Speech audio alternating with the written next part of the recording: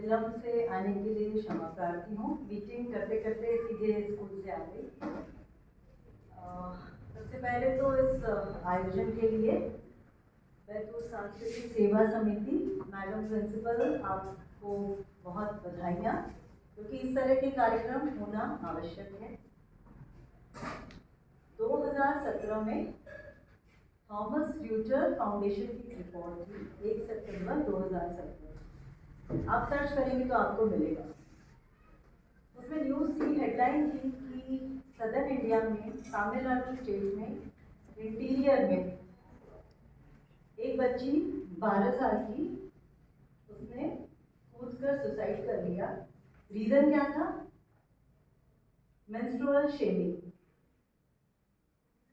यानी पीरियड को लेके उसको मानसिक तौर से कहीं ना कहीं यातना दी गई। बहुत माँ ने आरोप लगाया, तथाकथित टीचर द्वारा बहुत ही इनह्यूमन बिहेवियर किया गया बच्ची के संग। क्योंकि हम सभी यहाँ पे बहनें हैं, महिलाएं हैं, तो कोई की बात की जा सकती है। जब उसकी सहेलियों ने बोला कि कपड़े पे स्टेन्स हैं, तो टीचर द्वारा ये बोला गया कि पहले दिखाओ क्या है। माँ ने ये भी आरोप लगाया बच्ची के खुदकुशी के बाद कि उसको टीचर ने, शिक्षिका ने बहुत ही गैर इंसानियत वाला रवैया दिखाते हुए डस्टर साफ करने वाला कोई कपड़ा दे दिया। और ये बात कोई 50 साल पुरानी नहीं है, 2017 की बात है। ऐसी बहुत सारी कहानियां मिलेंगी। कुछ आश्चर्यजनक बातें गौरी ने आज के समय में हो रही है जो शेयर करी, आंखें खोलने वाली है। यूनिसेफ ने इस मेंस्ट्रुअल हाइजीन के पूरे मुद्दे को ग्लोबल हाइजीन का इशू बना दिया है। यानी ये इतना सीरियस मैटर है कि जो लेटेस्ट सर्वे था वो कहता है कि अभी भी दुनिया में सिर्फ 25% औरतों को मेंस्ट्रुअल हाइजीन के बारे में प्रॉपर जानकारी है। अब आप सोचिए अवेयरनेस कितने आगे तक हमें ले जानी है।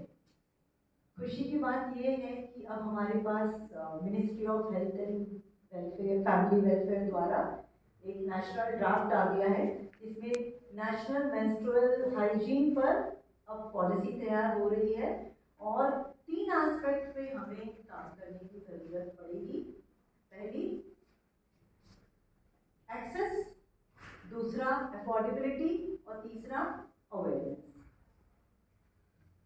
मुझे याद है कलकत्ता शहर में बड़ी हुई है ना, बहुत बड़ा शहर। लेकिन जब हम पैड खरीदने जाते थे, न्यूज़पेपर में वो रैप करके देते थे। आज भी शायद यही चल रहा होगा, आज भी यही चल रहा है।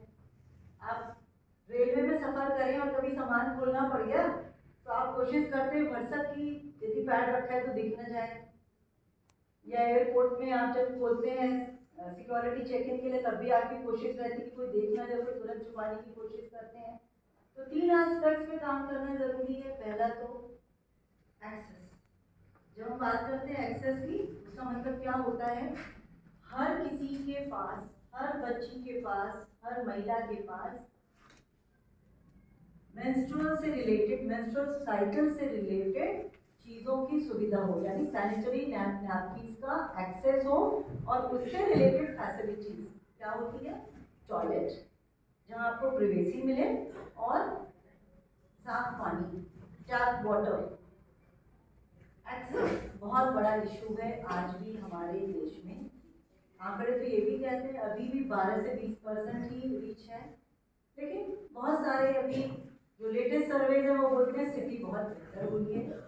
आप आने वाला कल है देश का, तो आपको ये सब अवेयरनेस आप में होनी चाहिए। मैं बात कर रही थी एक्सेस की, कि सबको सैनिटरी नैपकिन्स मिले और सबको टॉयलेट्स का एक्सेस हो। क्योंकि टॉयलेट्स का नहीं होना और टॉयलेट में पानी का नहीं होना भी बहुत बड़ा चैलेंज होता है। ये गांव में पढ़ने वाली बच्चियां समझती हैं अच्छे से, जो इंटीरियर्स के स्कूल्स में जा रही हैं। दूसरी बात होती है अफोर्डेबिलिटी की, यानी पैड, सैनिटरी नैपकिन्स अफोर्डेबल होने चाहिए। इस पे बहुत सारे एनजीओ काम कर रहे हैं, हमारी सरकार भी काम कर रही है, हम उसको खरीद सकें।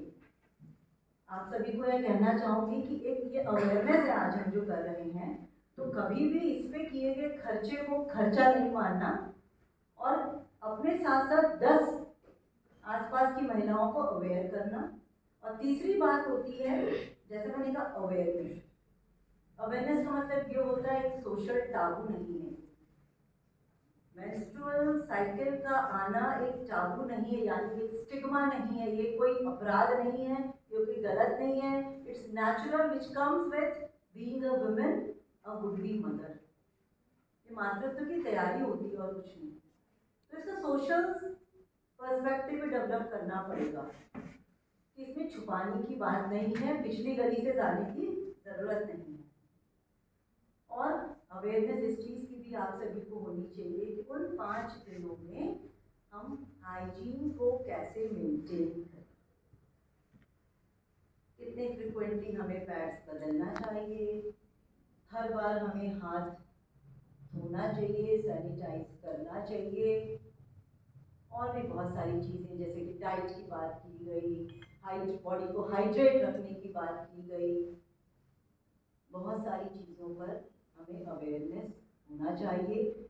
मैं तो चाहती हूँ हर स्कूल में, हर कॉलेज में, हर ऐसी गैदरिंग में, हर मोहल्ले में, हर रूरल एरिया में, गांव के छोटे छोटे पॉकेट्स में अवेयरनेस जो की जा रही है उसको बढ़ाया जाए और इस तरह के कार्यक्रम होते रहें।